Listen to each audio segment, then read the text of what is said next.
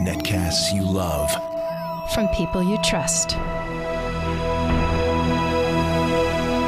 This is Twit. Hi, I'm Radford Castro, and this is a review of the LG Lucid 2. LG's Lucid 2 is a budget Android phone, so let's face it, if you want a cheap phone, you're going to have to give up a few finer things. Fortunately, the Lucid 2 has a decent design by combining both curved and straight edges, with a sprinkling of silver lining on the sides. So the Lucid 2 is most definitely not a looker, but maybe she has a sense of humor? Not quite, but she is comfortable to hold, and by that, I mean it can cover a wide range of hand sizes from dainty to daunting. All of this is wrapped up with a carbon fiber-like textured battery cover, making for an improved grip, but the tiny ridges can get crud for those with sweaty palms. Below the display are the capacitive buttons for back, home, recent apps, and settings, with the obligatory micro USB port. And now that we're talking about buttons, the left edge has the volume rocker, while the right side has the power lock key, all of which are easy to feel for since they are raised. On the top, you have the 3.5mm headset jack and the 5 megapixel camera and LED flash along with it.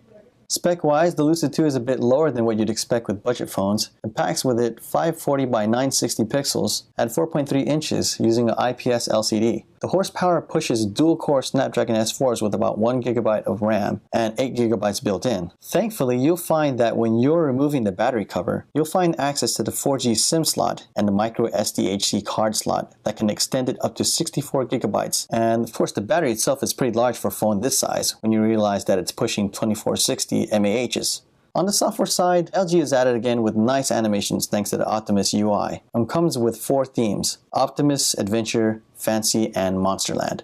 The themes also change the icons, which is a nice touch, but can feel a bit inconsistent with the rest of the other standard Android icons. It does a good job making the interface attractive, but I would debate over how easy it is to use. When you have 7 home screens and an app drawer and some weird organizing that LG does, it kind of looks a little weird. For example, the settings icon does not take you to settings. Instead, it takes you to rearrange the icons. The same can be said for the camera when you're actually messing around with the live effects. The camera has a decent quality at 5 megapixels. Here's a couple of shots that we took in a variety of settings and lighting scenarios. The flash is also horrid, but again, this is a budget phone.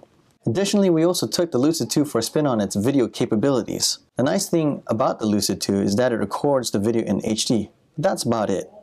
It has a hard time trying to adjust with lighting and can't focus digitally. Now as for the pros and cons, the pros, it has a clean design, it's light, and it's cheap.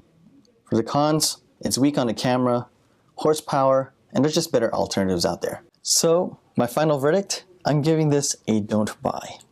Why? Even for a budget phone, there are just better alternatives out there.